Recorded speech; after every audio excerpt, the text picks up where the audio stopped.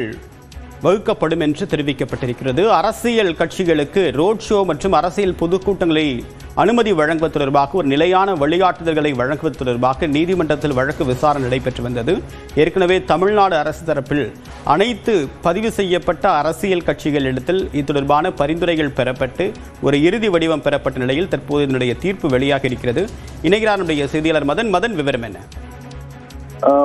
தேவப்பிரியன், தற்போது இந்த தீர்ப்பை பார்க்கும்போது ஏற்கனவே இது போன்ற ரோட் ஷோ போன்ற அந்த நிகழ்ச்சிகளுக்கு அனுமதி பெறும்போது கொண்டு வரக்கூடிய அந்த வழிகாட்டு நெறிமுறைகள் தொடர்பாக தான் தற்போது அதிமுக, தாவேகா உள்ளிட்ட கட்சிகள் தொடர்ந்த வழக்கில் இந்த ஒரு உத்தரவு தற்போது வழங்கப்பட்டுள்ளது. அதன்படி அரசியல் கட்சிகளுடைய அந்த கூட்டங்கள் மற்றும் ரோட் ஷோக்களுக்கு ஒரு நிலையான வழிகாட்டு நெறிமுறைகளை இன்று இந்த ஆண்டு இறுதிக்குள்ளாக வெளியிட வேண்டும் என்று தற்போது தமிழக அரசுக்கு சென்னை உயர்நீதிமன்றம் உத்தரவு பிறப்பித்துள்ளது.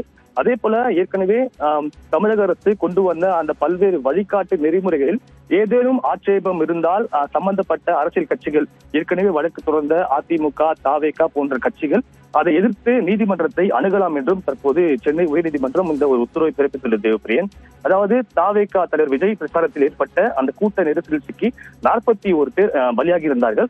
இந்த சம்பவத்தை தொடர்ந்து தமிழகத்தில் அரசியல் கட்சி தங்களுடைய அந்த ரோட் ஷோ நிகழ்ச்சிகளுக்கும் பொதுக்கூட்டங்களுக்கும் வழிகாட்டு நெறிமுறைகள் வகுக்க வேண்டும் என்றுதான் தாவேகா, அதிமுக, தேசிய மக்கள் சக்தி கட்சி மற்றும் மதுரையை சேர்ந்த திருக்குறள் உள்ளிட்டோர் இந்த ஒரு பொதுநல வழக்குகளை தொடர்ந்தார்கள்.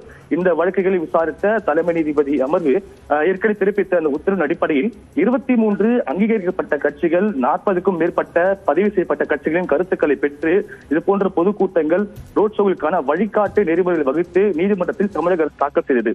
இந்த வழிகாட்டு நெறிமுறை குறித்து அதிமுக, தாவேகா மற்றும் தேசிய மக்கள் சக்தி கட்சி சார்பில் ஆலோசனை தாக்கல் செய்யப்பட்டிருந்தன. அரசியல் கட்சிகளுடைய இந்த ஆலோசனைகள் பரிசீலிக்கப்படும் என்று அரசு தரப்பில் தெரிவிக்கப்பட்டது. இந்த வழக்கில் விசாரணை முடிவடைந்துதான் தற்போது இந்த ஒரு உத்தரவானது தற்போது வழங்கப்பட்டுள்ளது. மதன், இப்ப ஏற்கனவே சில ஒரு டிராப்ட் தமிழ்நாடு அரசு நீதிமன்றத்தில் சமர்ப்பிச்சிருந்தது. அது தொடர்பான தகவல் நாம் வெளியிட்டிருக்கோம். இப்ப அது இறுதி வடிவமா இல்ல இன்னும் அது மாற்றத்திற்கு உட்பட்டதா? அதாவது ஏற்கனவே தமிழக அரசு ஒரு 42 பக்க அந்த வரைவு வழிகாட்டு நெறிமுறைகளை வகுத்தது. அதன்படி குறிப்பாக பார்க்கும்போது அரசியல் பொதுக்கூட்டங்கள் மற்றும் ரோட் ஷோக்களில் பங்கேற்கும் மக்களுடைய பாதுகாப்பிற்கு சம்பந்தப்பட்ட அரசியல் கட்சியின் அந்த நிகழ்ச்சி ஏற்பாடுகள் பொறுப்பேற்க வேண்டும் என்று தெரிவிக்கப்பட்டது. அது மட்டும் இல்லாமல் 5000 பேருக்கு மேல் திரள்வார்கள் என்று எதிர்பார்க்கக்கூடிய பொதுக்கூட்டங்கள், ஊர்வலங்கள், ரோட் ஷோக்கள், ஆர்ப்பாட்டம், போராட்டம் மற்றும் கலாச்சாரம் மற்றும் மத நிகழ்வுக்கு இந்த ஒரு விதிகள் பொருந்தும். அதே போல வழிபாட்டு தலங்களில் நடைபெறும் மத ரீதியான கூட்டங்களுக்கு இந்த வழிகாட்டு நெறிமுறைகள் பொருந்தாது என்றும் தமிழக அரசு தெரிவித்தது. இது போன்று பல்வேறு வழிமுறை கொண்டு வரும்போதுதான் தாவேகா தரப்பிலும் பல்வேறு ஆட்சேபங்கள் தெரிவிக்கப்பட்டது. அதாவது ஒருவேளை தங்களுடைய அனுமதி கேட்டு ரோட் ஷோக்களுக்கு அனுமதி கேட்டு நிராகரிக்கப்பட்டால் எதற்காக நிராகரிக்கப்பட்டது என்று காரணம் தெரிவிக்க வேண்டும். அது இந்த வழிகாட்டு நெறிமுறை இல்லை என்று தெரிவிக்கப்பட்டது. அதே போல அதிமுகவை பொறுத்த வரைக்கும் அந்த மத வழிபாட்டு தலங்களில் நடைபெறும் நிகழ்ச்சிகள் கூட இது போன்ற ஒரு SOP ஃபார்ம் அமைக்க வேண்டும் என்ற ஒரு கருத்தையும் தெரிவிக்கப்பட்டது. ஆனால் இந்த ஒரு விஷயங்கள் தமிழக அரசு பரிசீலிக்கவில்லை என்ற ஒரு குற்றச்சாட்டையும் கடந்த முறை எடுத்து வைக்கப்பட்டது. இதன் அடிப்படையில் தான் தற்போது தமிழக அரசு ஏற்கனவே கொண்டு வந்த அந்த ஒரு வழிகாட்டு நெறிமுறைகளை இந்த ஆண்டு இறுதிக்குள்ளாக வெளியிட வேண்டும், தாமதப்படுத்தக்கூடாது என்ற உத்தரவு பிறப்பிக்கப்பட்டுள்ளது.